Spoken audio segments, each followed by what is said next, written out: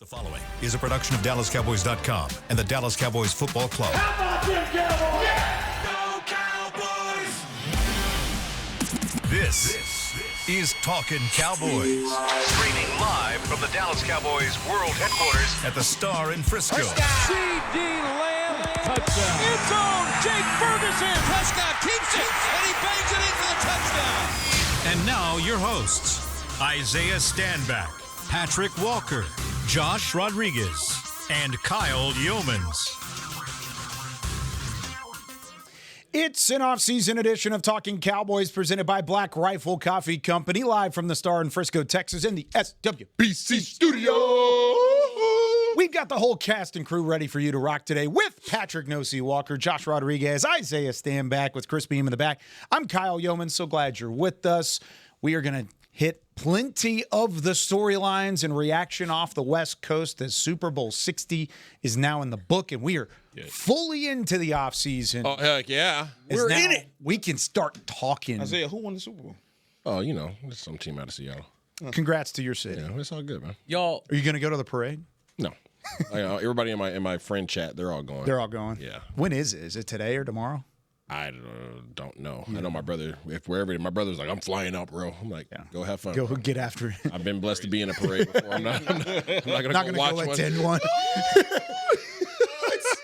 It's Devin Witherspoon. I can tell you, being in the parade Jalen is Milroe. insane, though. Being in the parade was absolutely crazy. Do you remember most of that? Oh, I remember all of it. Okay, that's good. I'm hoping that it's on my hard drive still because I had all my old video footage from it. Floppy disk? Bro, looking up, like, especially like in New York, obviously. Sure. It was insane. The building, the skyscrapers, just paper just flying out. That was awesome. So you're like, how are these people even like looking out the window that high up? And it's just, it looked like confetti, obviously, but people just throwing stuff out the Ripped windows. up papers. Fans, just free everywhere. Millions of people. It was insane. And then someday, Kyle. yeah, hopefully. I was going to say, it'd hopefully. be real nice to see some of that here in the Metroplex. They would have to shut down. I mean, just think about it. I know fans are like, I don't want to think about it. It's been 30 years. I get it. But because of that weight and because of the way that the Star and the brand and everything has grown to what it is now, could you imagine them they would have to shut down the tollway and just use the tollway to go from Frisco to Dallas, then to Arlington, and then they would fill the state. I mean, it would be What would be that? unreal. Yeah, how would you? The route would be what wild. would be the I route? think The Kyle route has would it be mapped the out. longest. That's actually perfect. You shut down DNT. You might have to. Yeah, shut down DNT, and you just let that be from Frisco all the way down, and then maybe, however So you want I to can do it. say, so, like, 635 or just I know- 35 down to like 30. nobody wants to hear about the other team, but the other team that I was on, when we won, we did the parade, right? So we did the parade route, which was absolutely insane. After we finished the parade route, we actually stopped at the, I don't know what it is, City Hall or something like that. It was something like that. Anyways, we're downtown. We get the key to the city. So we're sitting down, we're chilling. Snipers are everywhere. Yeah, right? I'm sure. Bro, Oh, it's like yeah. we're looking like, is that a freaking person up there? Like, yeah, that's a sniper, bro. So we do the thing. We get the key to the city, right? After we get the key to the city, we get back on the buses, right? So now we're not outside the buses. We're in the buses. And we drive to the stadium. And when we get to the stadium, we go into the stadium. We come out the tunnel, fog machines, all that kind of stuff. And freaking Naughty by Nature is playing. Hey, Oh, that's cool. Bro, and the stadium is lit. It's just lit, packed. People had been out there since the night hard. before. Oh, bro, it was turned. It was so it felt like a movie. Like the whole day felt like a movie. But the cool thing, the best part, was the fact that they included the families. That's cool. So they had a bus for like the wives. You know what I'm saying? They had the bus for the wives and the kids, and they got a chance to experience as well. So like that was for me the coolest part because it's like it's one thing for you to experience it, but it's another thing for them at that time for them to include your families to be a part of it. So in the future, Cowboys Nation, hopefully when that day occurs, hopefully the organization will include the families as well. Yeah. Well, that day will feel a little emptier now, guys. I know. Because we lost one Mrs. Price yesterday. Oh, my gosh. Sucks, man. I'm Maybe. glad you brought that up. Yeah, Yeah. I was going But to. Yeah, I'm I glad you really did want to do a quick shout out to her because if you've been to a Dallas Cowboys game, there is no doubt about it. You have seen her. You've heard her. You've heard her 100%. across the stage.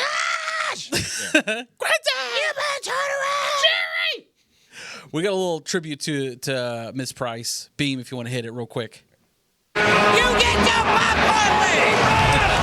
I think we're going to keep that as part of Get Your Popcorn Ready. we I should. think. Nice. Ad infinitum. You know what I mean? Like, I as a fan, to see a fan that committed, basically my whole time being a fan. She's been a fan forever, right? But seeing her at every game, always being a staple of seeing the Dallas Cowboys in person. I mean, yeah, just a huge loss, and shouts to her. And yeah, that's really, really sad. Lose one of your own. She's just the sweetest thing. Just if you've ever had the pleasure of coming across Ms. Price, whether it been at the stadium or when she travels to Oxnard and we see her at training camp, you just couldn't meet a bigger-hearted, just sweetie. She was just the sweetest thing. Just mama. She's just mama. Now, of course, when during the practices and when the games kick off, when she gets fierce. She gets in that mode. But between plays, she's just, oh, sweetheart, how you doing? Just so rest well, Queen. Rest well. She was a stranger to nobody. No.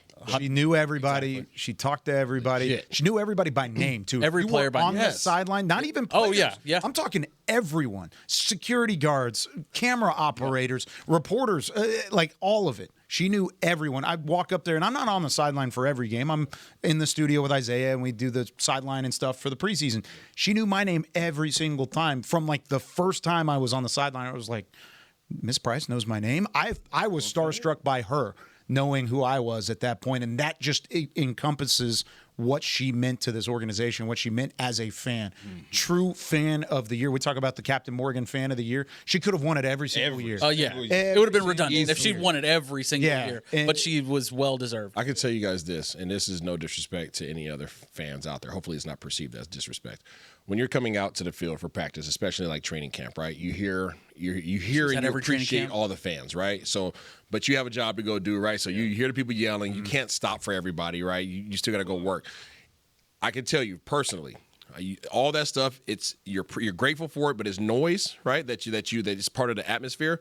You're going out to go do your practice. If you hear Miss Price's voice, you stop and you turn around and you go say hi. Yep. It's not that we ignore, right? But it just becomes a part of the atmosphere. When you hear Miss Price's voice, you stop, you figure out where the heck she's at, you go give her a hug. Give her some love. You give her some love, and then you go on about your business. Like that, and I can tell you guys, I don't have any, I would have, again, it's probably on my hard drive, I'm pretty sure I have a picture of her. But like guys like Brady James and others that I've seen that have already posted pictures today, like that's what she means and meant to everybody who was a part of this organization, at least for the players. I can't speak for everybody else, but from the player standpoint, we appreciate all fans. And she was the representation of all the fans that we feel. Well, so believe every game. There it is. She was the best, and condolences to her family, condolences to everybody that was impacted by her. We're gonna miss Price, and she is. I hope they save that spot. She stood in the same spot of the stadium, right by the tunnel, right up in the front of the field suite. I hope they save that spot for that belongs to her. Sure. Let's rope it off. Let's put it there. They're doing construction on the stadium in that area right now for the World Cup, and then they're going to tear it back down after the World Cup's over anyways. When they tear it down, just block that spot off. That is Mrs. Price's spot forever, and it needs to stay that for the rest of the time. She had the voice where it's like, you're almost in trouble. Yeah. You know what I'm saying? It's like I'm in trouble. It's like you're outside playing, and the like street lights came on. Your middle I'm gonna stay out there a little bit longer. I gotta go. Oh, the best. All right. Super Bowl was the 2 nights ago. I almost said last night, but yeah, we had a day in between there. We're going to talk about some of the ways that we can learn from this Super Bowl. We tend to do that every year, but this year I feel like there are some specific instances where the Cowboys could learn from how the Seahawks and the Patriots both got to the Super Bowl and how the Seahawks ultimately won the Super Bowl. We'll talk about that in the second segment, but we've got some news and notes to hit because there were a lot of different storylines and impact pieces over the last week that we never got the chance to Season is over, right?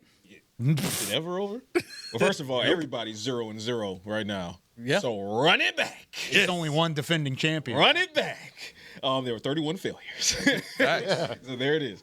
So first and foremost, let's just talk about how the Cowboys will have their first international game played in years. And it will mark Brazil. Yeah, it will mark the first time in franchise history the Cowboys will take the field for a football game in Rio de Janeiro. Look how excited he is.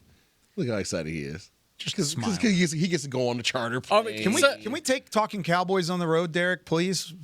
Someone give him the Rio. Son of a sea biscuit. It's going to be enjoyable. I'm applying to be a writer for the Cowboys this year. Whatever. It ends up being. Viva! So yes, going to Rio de Janeiro. I need to focus and kind of lock in on some Portuguese. Get your passport ready. I need to get my Portuguese ready. Yeah, that's what I need to do. So that's just massive news in and of itself. Obviously, the NFL schedule has yet to be released. It will be released in May. But for all intents and purposes, it's safe to assume that this will probably be week 1. That's what it has been. The other game, which was Sao Paulo, right? Yeah, Sao Paulo was always week 1, so it might be. It just logistically, it has to be. It makes sense. I mean, it's a 10 plus hour flight in both directions. So it would make sense that you would give the teams that are having this game time to get there without a game preceding it. But then it has to go into a mini bye week, you would think, because you don't want to have another game 6 days after you took an international trip to Brazil, 10-hour flight, all of that stuff. So Cowboys in Brazil, that's pretty big news. So a lot of stuff came out of the Super Bowl week as far as some, free agency talk. George Pickens, obviously, he's the headliner. Javonte Williams, he's another one of the headliners. It feels more and more like Javonte Williams, and this let me say this the right way, because free agency is a two-way street. So doesn't entirely matter how confident one side of the negotiation is, because the other side has to agree. But I will say that as we have the conversation, the Cowboys are extremely confident that they're going to retain Javonte Williams. Those talks have already begun. We believe in Javonte. Those talks have already begun. So there is a growing chance. Yeah, there is a growing chance that Javonte Williams could see a new contract from the Cowboys probably before the league year opens in mid-March. That is their goal, because he is not the one that's in line for the franchise tag. That would be one George Pickens. Wasn't there somebody else who used to play here who left the table open and said that they would be willing to come back to Dallas? That would be That would be Rico Dowdle. Rico Dowdle recently said from Pro Bowl week, actually, that he would be open to returning to Dallas, which makes for an interesting discussion because, and we'll get... Buckle up, Carolina. Put a pin in it, because that's a fun discussion. I want to talk. See what you did, but not right now. But he did say it. That being said, George Pickens is in line for a potential franchise tag. The Cowboys have not broached talks with his agent quite yet. Who's his agent?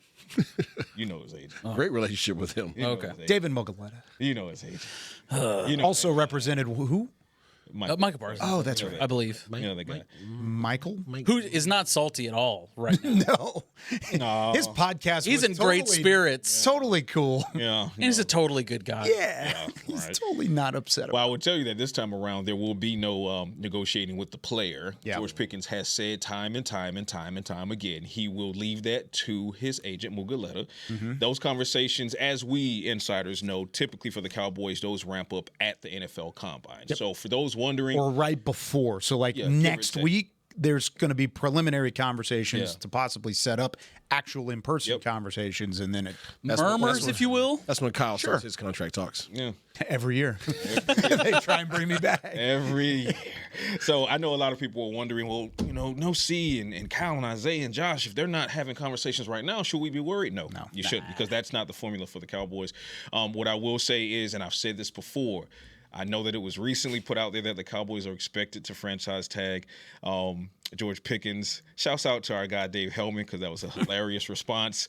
Yeah, so the sun is also expected to rise tomorrow.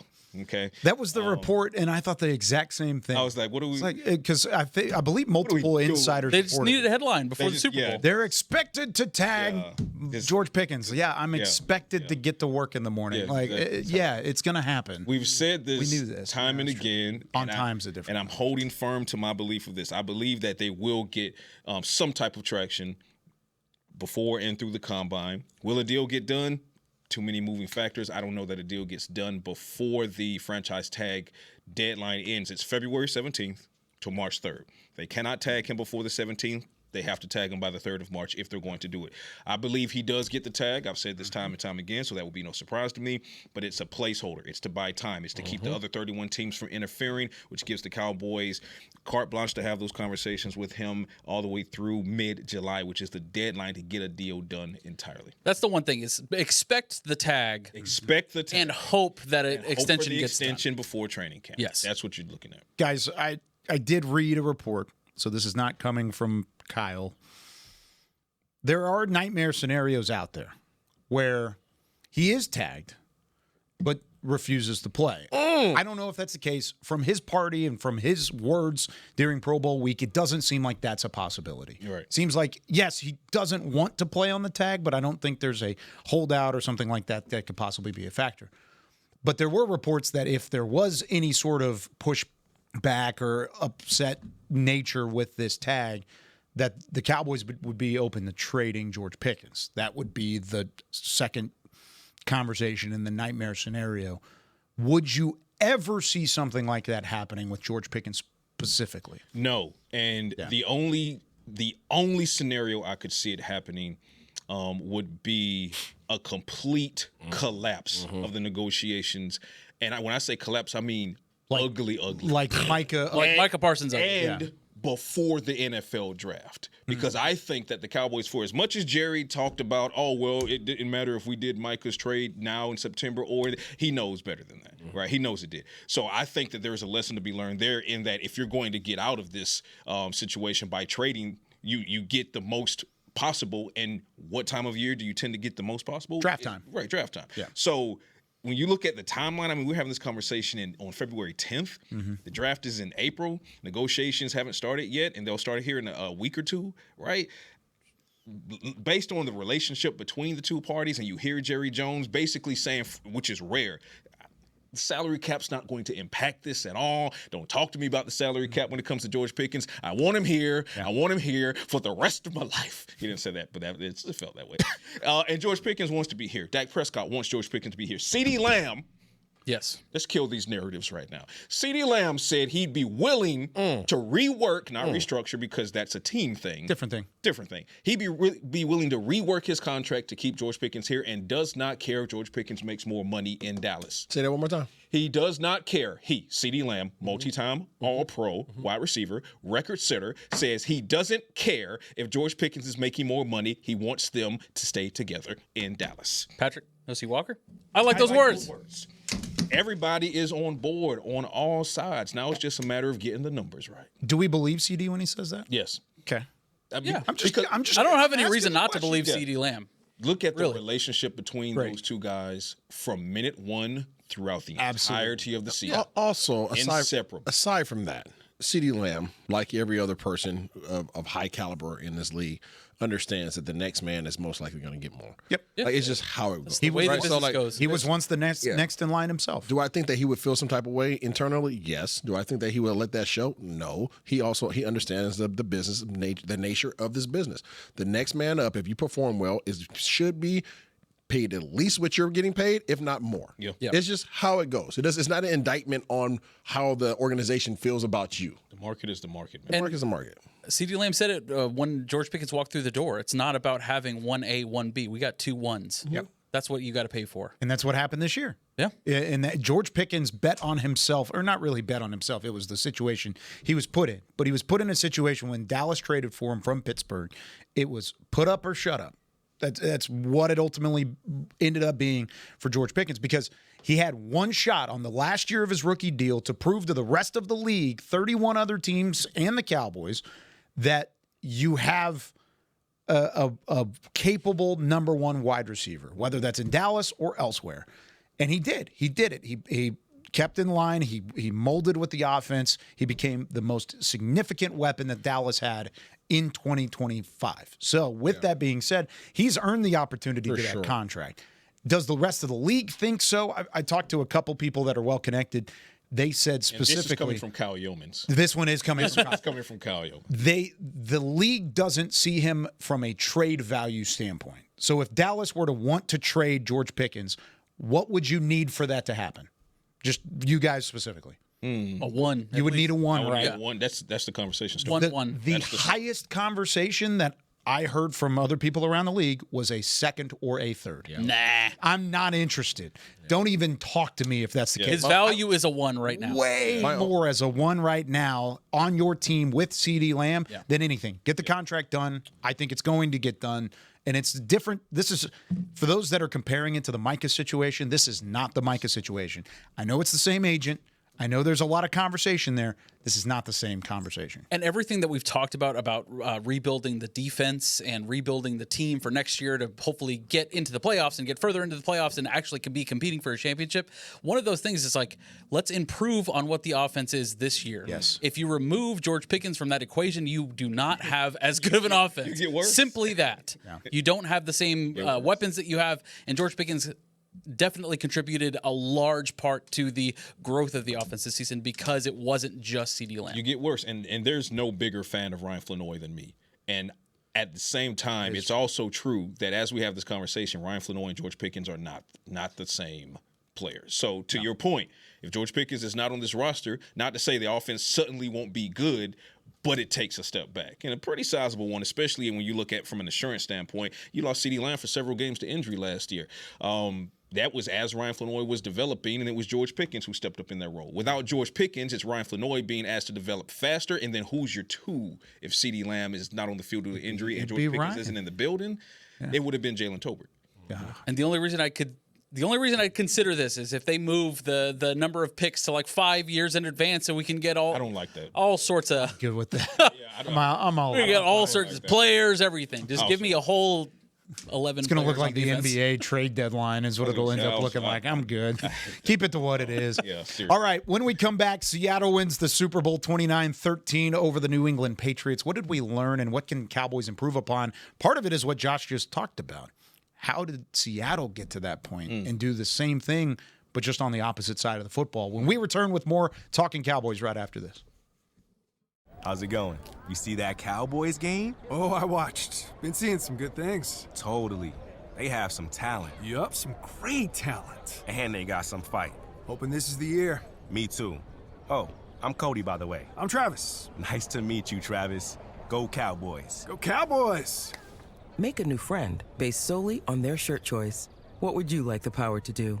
Bank of America, the official bank of the Dallas Cowboys. Copyright 2025 Bank of America Corporation. Cowboys fans, we've got big news. Black Rifle Energy is now available at Texas 7-Eleven stores. And for a limited time, you can score 2 cans for just $6 at participating locations. These cans pack a serious punch, 200 milligrams of caffeine, veteran-crafted flavor, and the clean energy you need to power through those long days. So the next time you roll into your neighborhood 7-Eleven here in Texas, grab that 2 for $6 Black Rifle Energy deal and fuel up the American way. Black Rifle Coffee, America's coffee. Every day begins with a promise to work hard and to build a future.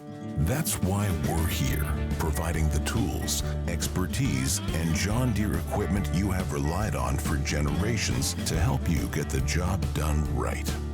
We're with you. That's our promise to you, because no matter the project or the challenge you're facing, We're with you! We're united! At AT&T, we guarantee our network, so you can talk college football with your BFF while taking Buster to the vet. Hey, yeah, I can't believe he ate the whole thing of chicken wings. And I can't believe we're staging a comeback. Touchdown! Yes! Staying connected matters. That's why in the rare event of a network outage, you'll automatically get a bill credit for a full day's service. For wireless downtime lasting 60 minutes or more caused by a single incident impacting 10 or more towers, must be connected to impacted tower at onset of outage. Restrictions and exclusions apply. See att.com/guarantee for full details.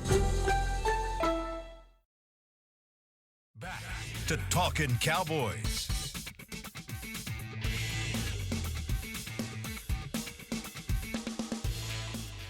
Back here on Talking Cowboys, presented by Black Rifle Coffee Company, the official coffee of the Dallas Cowboys. And gentlemen, I hosted an event this morning with our friends at Black Rifle Coffee. And I come bearing gifts. What? Hey. Let's go, Kyle Yeomans. I've got some Spirit of 76. That's the Kyle flavor. This is the one you got me. So it's only fitting that they got it. And I have been drinking it, by the way. Tremendous. Oh, it's great. Very good. Tastes like America. It's what I make at home in the morning. No, just black? No, just this one. Sorry. That's yours. Are You're a daily coffee drinker. Right? Absolutely. Okay, so I'm going All to give day, you every this, even though you bought it for me once before, you get a full bag back. So there's that. I've got also from our friends at Black Rifle Coffee. That's fire. Dude, and the That is Yeti. fire. It's got the Cowboys star on one side. It's got the Black Rifle Coffee symbol on the other side. I want I'm going to give this to the two not so much coffee drinkers. I've got another one coming. I did ask them. Bro. Hey, yo, this is. They said that there was another one on its way, so I got to give it to you. That's fire. So, sir, I'm sorry, Josh, but it'll be here. I promise. this is like 12 ounces. Fire. Pretty nice. privilege at its best. This got to be like 12 ounces, huh? This is a black. sizable cup here. This is fire. It's like halftime. You did it. You said Oh, Josh. Which was great. It was awesome. Amazing. All right. Let's talk about the Super Bowl a little bit. Yeah. Oh, brother, this guy stinks! Man, that thing is fire. It's pretty sweet. I'm sorry, Josh. What? Are you commandeering my Yeti? Yeah. When you put coffee in that, buddy. I promise you'll get one soon Hot enough. Hot chalky time. Hot chalky. It'll be good at the desk. My nickname in high school. There you go. All right. see the Seattle wins 29-13 over New England. It was a dominant performance. And Oh, my goodness. Seahawks just took care of business. They go through the gauntlet in the NFC. They get it done. All predicated off of defense. Can we say something real quick? Yes. Congratulations to former Cowboys. Yep. Yes. Talk about it. D-Law Yep. and Adam Dirty. Yep. Seriously, congratulations. Like, I know this is diehard Cowboy. You know, obviously it is what it is. But respect to those that are willing to move on, right? Grateful for where you've been. It's not easy to go reinvent yourself. It's not easy to step out of your comfort zone and then go have success. So congratulations to those guys for getting to where they got and doing what they did. And thank you for your time in Dallas. Yep. I put a tweet out there saying the same thing. Why would you tweet that? Yeah, and you gave me the funny backup that people didn't Sarcasm understand fun. either. Yeah. But those are two of the guys that I enjoyed covering the most while they were here because they're both genuine human beings. First off, I even knew D-Law from when I was an intern back in 2016 in the early years of him working up and my not even on air side of things, and he was always very generous with his time. He was always very generous with the media. He was always one of those guys. And then Adam Dirty was just salt of the earth, grinded out, sort of just smart football, but even better person sort of guys. And so I am genuinely happy for them. I really am. Absolutely. And seeing the pictures of Adam Dirty with the what's the Union Jack, or not the Union Jack? What is the British flag? The whatever, Great Britain's flag. There's a name for it. Gotcha. He had it draped over himself and with the Lombardi Trophy. It made me emotional for him. So I'm happy for his journey and what he got to this point. So happy for congratulations. And respect to D-Law about how he's handled these interviews. Like, I feel like he's been super respectful. Crazy professional. Like, professional, like, literally, like, this is, like, how you do it. This is how you operate. Yeah. He went about this. He could have said some crazy stuff if he wanted to. Some of the questions he was being asked. They were arguably, they were throwing, he rubbed people the wrong way when he left Dallas. Absolutely. He did. When he made the statement that he doesn't feel as if he's going to win a Super Bowl here in Dallas, and he said, that's why I'm going to Seattle. That was his decision. And he called the shot. And he called his shot. It wasn't a, hey, Dallas is never going to win one. He said, I'm not going to win one in Dallas. Yeah. So that's how he felt. He's in charge of his career. Yeah. So if you took that personally, that's on you. Yeah. He made a personal decision for him, and it panned out. He had a vision for himself. He executed that vision, and it worked. Yep. Kudos to him. And in the process, not one time did he defile the freaking Cowboys. No. And he had plenty of opportunities to do so. Even after he won the Super Bowl, they asked him about that. He said, "That's behind me." Yeah. That's behind. Like, he didn't. It's disrespectful, honestly, to like ask him about the Cowboys after he just won a Super Bowl. They were just baiting. I know they are. That's what I'm saying. He was a professional through it all. So leading up to the Super Bowl, he got asked 1,000 times about it, and especially specifically about that particular statement that he made in reference to not winning a Super Bowl here in Dallas and not going to. And then even after he won the Super Bowl, one of the first questions they asked him is about Dallas, and he stayed true, respectful through it all. So like, kudos. That's not easy. It's not freaking easy in this world where there's freaking clickbait and everybody trying to get you to drop a one-liner. So, like, respect. All respect. And also just consider this and have this sort of outlook on things. Whenever he said that, whenever he said, I'm not going to win a Super Bowl, just think about how much the team has changed since that statement. I mean, and the strides that this team has made. Granted, they didn't have a winning season necessarily, but I mean, this team is a completely different look from the state. Whenever he felt like he had to leave and go compete for a Super Bowl, it is night and day different. One of the people that he had personal and public beef with, right, to our knowledge at this point, was Micah, right? They had a tip. Neither play for the Cowboys. Neither play for them anymore. Yep. Right. Sorry. So whatever dynamic was going on in that locker room may have very well been true at that point. Yeah. Right? That made it was enough of a stir where the D-Law at that time in this organization felt as if this is not the vision for me. Yeah. So he left. He removed himself. And then Micah got removed. So You know, others after that too. You know, Mike is doing a podcast from the Super Bowl that D-Law's playing. To D-Law's point. But, you know, in addition to all of the things that you guys are saying about D-Law, what I respect the most is the fact that for so often when he was here, especially over, I'd say, the past 2 or 3 last seasons that he was here, there was a pocket of the fan base, not many, but there was a pocket of the fan base that used the word washed. Oh, he's washed. Get him out of here. Get him out of here. Not only did he go and stand on business and get his Super Bowl in the first year outside of the organization, he was a key contributor throughout. Yeah, he was. Yes. Yep. So no one in that a leader. pocket, and a leader. No one in that pocket who of Cowboys fans that say, "Oh, D-Law is washed, get him out of here." No one can look at him and say, "Well, did you even play, bro?" Yeah, he wasn't a rotational guy. Yeah, he absolutely was did. he the best player on the defense? No. But was he the word that was used to describe him was perfect in the Super Bowl? Force multiplier. Yeah.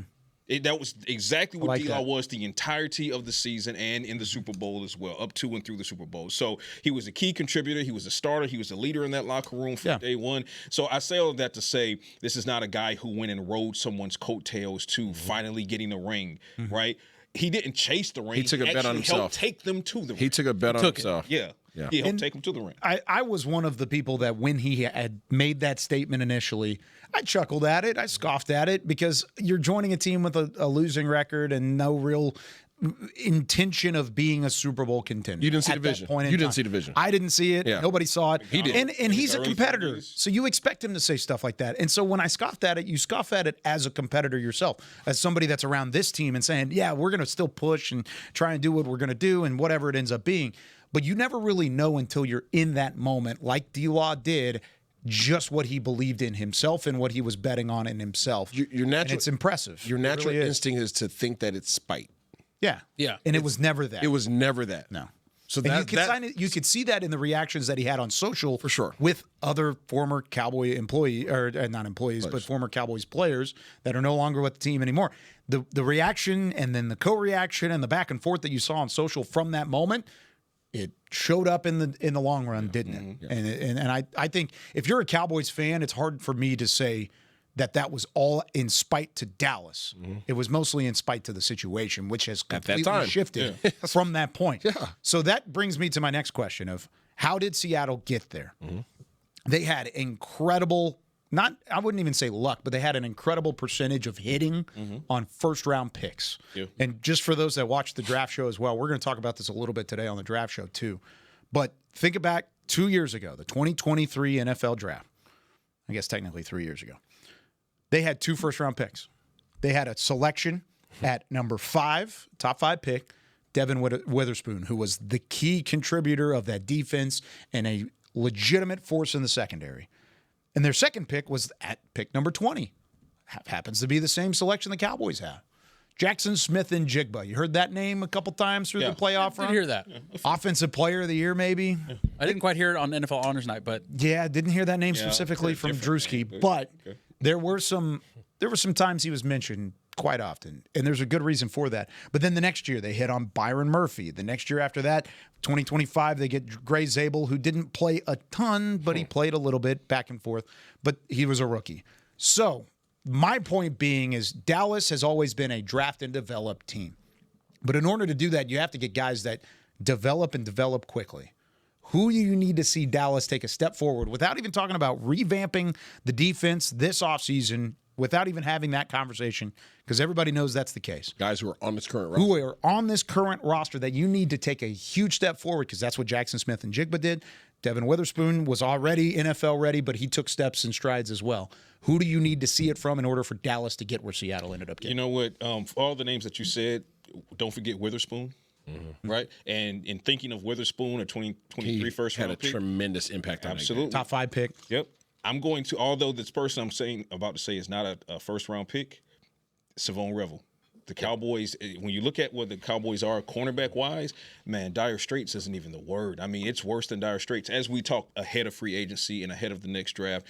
And to be fair to Savon Revel, because we have to be fair here, he was coming off of a torn ACL. He did not have a full off season of actual training camp or training camp at all, because he was on the PUP list and whatnot. So, or NFI list for him. But this is going to be the first full off season, healthy. He gets to develop in a first healthy offseason under Christian Parker and Derek Ansley and Ryan Smith. And now the Cowboys have hired Robert Muschamp, nephew of Will Muschamp. Can I say it? No. Yeah, go ahead. Go Dogs. As assistant secondary coach. So he coaches for Texas now? Who? Will. Oh, yeah, Will. Yeah. But before he got there, where was he? Was at Georgia. Who gave him the natty? Yeah. Oh, okay. So there's that. But when you talk about how the Cowboys are structuring their defensive coaching staff from the top, Christian Parker, moving downward, it's highly focused on improving the secondary. I'm looking at the development. Isaiah, you talked about it a lot last year. The position coaches are critical in developing. The Cowboys have suffered in not developing certain young guys in certain positions.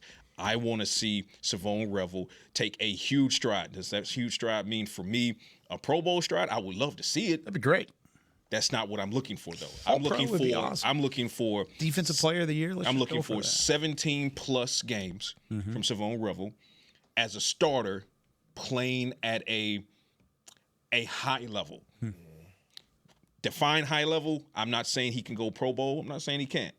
But if you give me him playing at a high level, 17 plus games, which goes to his availability, in a situation where you don't know what DaRon Bland's durability looks like with his foot, it's the post-Diggs era. I like Reddy Stewart. Keelan Carson still needs development. You got to solve this cornerback position, and you might solve it in the draft. But Why you still are you need grumbling, something big Isaiah? from Savon. Why are you grumbling? State that I hope and pray that Revel gets healthy and gets back to what he was in college. An actual offseason. With that said, I have never been science is science. Okay. I personally am not a big believer that cornerbacks can return to what they were after torn ACLs. Okay. Why that position specifically? The mechanics of the position. Okay. Elaborate. The backpedaling, the contortion on the knee, the reactionary. As a receiver, tight end, whatever, offensive player, it's easier because you are initiating the movements, right? You're predicting those movements. You're not reacting. Your body's response. You already know what the play is. Your body's reactionary mechanism is completely different than initiation, right? Hopefully that makes sense to people. I just not a big believer. I really do. I hope that from somebody who's had a 1,000 injuries, I really hope that he gets back to what he was. Yeah. It's sometimes it's a dragon that you don't catch at that position group. So in terms of who I believe on this roster is capable of stepping up, it's two guys. I think that DaRon Bland needs to get back to who he was. He has a ceiling that he has touched before. He's touched the ceiling tile, but he's not close to that ceiling tile right now. He has to get back to that. So get back up on the ladder, get close to the ceiling tile, and hopefully pop it open, and see that you still have more to go. I'm not sure where he's at in his mental space right now to believe that he has more than what he's already attained. That's my number one. So I think Bland has more than what he has shown. I'm not sure if he believes it. Second person that I think could be a tremendous impact on this entire defense without having to go acquire somebody is Reddy Stewart. Yeah. I think Reddy Stewart showed some stuff. Is safety. The versatile safety yeah. that that you're going to be probably looking for. They don't see him as a safety. And I hope the previous regime did not see him as a safety. When I watch the Seattle Seahawks and I see their defense and I see how versatile they are and the different offerings, Imamori, I'm not saying Reddy Stewart's him, but I'm saying that he has that versatility. He doesn't have the size, but he has the versatility. And the physicality. Physicality, big time. Somebody who can go play safety and come down and play nickel. I think if you train him at that and you instill in him a sense of confidence from that meeting room, from the coaches, to say, you're our guy. Yeah. Belief from coaches as a player makes all the difference in the world in a player. Yeah. I repeat, when you have a coach that believes in you and instills in you the faith that you are more than what you've shown, and we're going to stay committed to you, you will be surprised at what you get. And I know people are like, you're tripping. Reddy Stewart was just a guy that got pulled in. I see it. And I hope that they see it too. So I think that he's somebody that you can plug in there as a strong safety that can come down and play nickel. When you want to go dime, he's a guy that you can keep in the game, bring him down and cover your guys. I want to hear Josh's answer. We got to take a break. When we come back, we'll wrap things up on Talkin Cowboys right after this. At AT&T, we guarantee our network so you can talk college football with your BFF while taking Buster to the vet. Hey, yeah, I can't believe he ate the whole thing of chicken wings. And I can't believe we're staging a comeback. Touchdown! Yes! Staying connected matters. That's why in the rare event of a network outage, you'll automatically get a bill credit for a full day's service. For wireless downtime lasting 60 minutes or more caused by a single incident impacting 10 or more towers, must be connected to impacted tower at onset of outage. Restrictions and exclusions apply. See att.com/guarantee for full details. Cowboys fans, we've got big news. Black Rifle Energy is now available at Texas 7-Eleven stores. And for a limited time, you can score 2 cans for just $6 at participating locations. These cans pack a serious punch, 200 milligrams of caffeine, veteran-crafted flavor, and the clean energy you need to power through those long days. So the next time you roll into your neighborhood 7-Eleven here in Texas, grab that 2 for $6 Black Rifle Energy deal and fuel up the American way. Black Rifle Coffee, America's coffee. If you shout, "How about them Cowboys?" you have that undeniable passion that's the heart of Cowboys Nation. And if you like to drink Dr. Pepper, you love the unique blend of its 23 flavors. Together, your one-of-a-kind fandom paired with the one-of-a-kind taste of a delicious ice-cold Dr. Pepper is the game day lineup that can't be beat. Better yet, gather your Cowboys and Dr. Pepper fan friends to watch the next game and crack open a delicious ice-cold Dr. Pepper for everyone. The wins will be even tastier. It's a pepper thing. It's the official men's skincare brand of the Dallas Cowboys, Jack Black. And right now, Cowboys fans can get 15% off their $75 order. Plus, because every deal needs a playmaker, your order will include a free 5-piece skincare set and free shipping. The Jack Black Playmaker is 4 of Jack's favorites and a full-sized intense therapy lip balm. Make a play for the Playmaker at getjackblack.com/Cowboys with the code CowboysVIP. That's getjackblack.com/Cowboys with the code CowboysVIP. Back to Talkin Cowboys. Back here on Talkin Cowboys, presented by Black Rifle Coffee Company, the official coffee of the Dallas Cowboys. This segment is brought to you by Invisalign, the official smile of the Dallas Cowboys. Back with Patrick Nosey-Walker, Josh Rodriguez, Isaiah Stanback, Chris Beam in the back. I'm Kyle Yeomans. Yeah! All right, Josh, who needs to take a step up? And I kind of laughed a little bit at some of the comments. They're like, the whole defense. I agree. Absolutely. But we're being specific here. Who are some of the names that you want us to take a step? Well, I mean, I know we're talking about defense, but I need to pivot a little bit, because there's one particular offensive player that you've invested a lot in, first-round pick, that absolutely needs to step up in a big way, because we're at a point of diminishing returns here. We can't be picking another strong side offensive lineman, okay? So give me Tyler Guyton in a big, bad way. That guy needs to step up. And not only that, but remain healthy through the entire season. Please get through a whole season. But get some of that dirty back. You know what I'm saying? Like, he's I've lost confidence in him because I think he lost confidence in himself over the last 2 seasons. I don't think there was that, like, grit there that you saw in his first at training camp. His first training camp.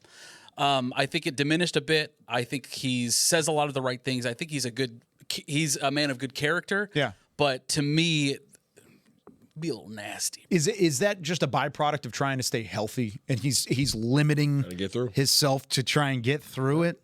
Is that part of it? That would be a disappointment. Honestly, that really would. I hope because it's not that. You need to leave it all out there. I agree. You absolutely need to. And I think with as much as the Cowboys have invested in the offensive line, especially first-round picks, early picks, Cooper Beebe notwithstanding a third-round pick, right? But if that comes to pass where next year you are kind of like iffy about the offensive line yet again and he's kind of in and out, like it's just that would just be a huge disappointment. And I think you could even retain Terrence Steele this year if you have a huge step from Tyler Guyton. Right.